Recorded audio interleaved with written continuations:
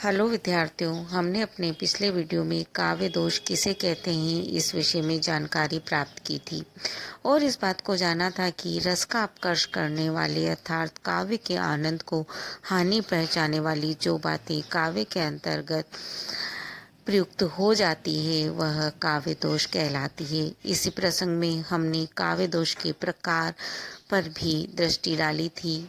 काव्य दोष 3 प्रकार के होते हैं: शब्द दोष, वाक्य दोष और अर्थ दोष। आज इस वीडियो के माध्यम से हम जिस विषय पर चर्चा करने जा रहे हैं वह है हमारी पाठ्य पुस्तक में संकलित कुछ दोषों के विषय में जानकारी प्राप्त करना। सबसे पहले हम देखते हैं च्युत संस्कृति दोष। च्युत संस्कृति दोष कहाँ होता है? यहाँ संस्कृति का जो आश्रय है वह व्याकरण से है।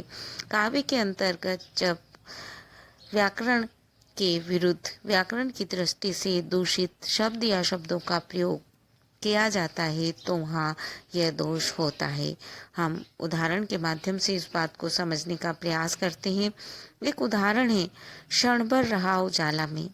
यहाँ पर क्षण भर रहा उजाला में शब्द की जगह जो शब्द प्रयोग होना चाहिए था वह होना चाहिए था क्षण भर रहा उजाले में। इस तरह से उजाला में शब्द में यहाँ पर शब्द दोष है।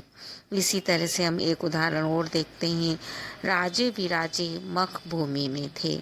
यहाँ पर राजे की जगह राजा शब्द होना चाहिए था, राजा विराजे मख भूमि में थे।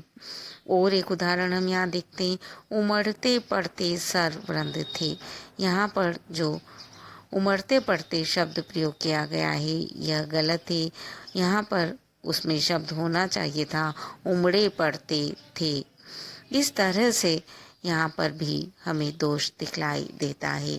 अब आते हैं हम दूसरे प्रकार के दोष पर। यह दोष है श्रुति कटुत्व दोष। जैसा कि नाम से ही पता चल रहा है, सुनने में कटु लगना। जब कानों को उद्वेगजनक पुरुष वर्ण वाले शब्द या शब्दों का प्रयोग काव्य के अंतर्गत किया जाता है तो वहाँ श्रुति कटुत्व दोष होता है। मूर्धन्य वर्ण और संयुक्त वर्ण इस तरह के वर्ण माने गए हैं। एक उदाहरण के माध्यम से हम इसे समझते हैं, शीतल छाए सांस्कृतिक सूर्य। यहाँ शीतल छाए और सांस्कृतिक जो शब्द हैं यह सुनने में कटु लगते हैं। इसी प्रकार हम एक उदाहरण और देखते हैं, पर क्या है विषयोत्कृष्टता करती विचारोत्कृष्टता। यहाँ पर जो विषयोत्कृष्टता और विचारोत्कृष्टता शब्द हैं वह सुनने में कटु लगते हैं, इसलिए जो दोष माना जाएगा वह होगा श्रुति कटुत्व दोष। हमें यहाँ पर एक चीज ध्यान रखनी होगी, वीर रौद्र भयानक ऐसे रस हैं जिनमें श्रुति कटु शब्दों का प्रयोग दोष नहीं वरन गुण माना जाता है। एक दोष और हम यहाँ पर देखते हैं, वह है ग्राम्यत्व दोष। ग्राम्यत्व दोष कहाँ होता है? जहाँ शिष्ट समाज में प्रयोग न होने वाले शब्दों का प्रयोग काव्य के अंतर्गत कर दिया जाता है वहाँ ग्राम्यत्व दोष होता है। ग्राम्य में असंस्कृत शब्दों द्वारा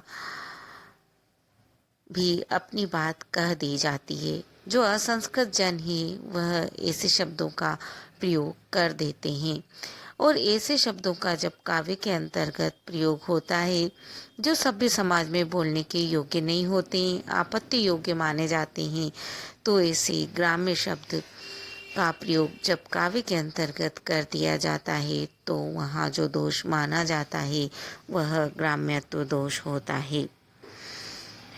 एक उदाहरण हम इसका भी यहाँ पर देखते हैं, एरे ब्रज चंद्र तेरे मुख की चकोर हूँ मैं, एरे घनश्याम तेरे रूप की हूँ चाँद की। यहाँ पर जो एरे शब्द प्रयोग किया गया है यह शब्द ग्रामीण बोलचाल का शब्द है। इस तरह से हमने 3 दोषों को यहाँ पर देखा है। श्रुति कटुत्व दोष के अंतर्गत हमने देखा था सुनने में जो कटु लगे। च्युत संस्कृति दोष के अंतर्गत जो व्याकरण विरुद्ध शब्द प्रयोग काव्य के अंतर्गत हो जाते हैं और ग्राम्यत्व के अंतर्गत जो गांव में प्रयुक्त होने वाले शब्द हैं उनका जब काव्य में प्रयोग हो जाता है तो वह दोष होता है। आप इस वीडियो को शेयर करें, लाइक करें, सब्सक्राइब करें। धन्यवाद।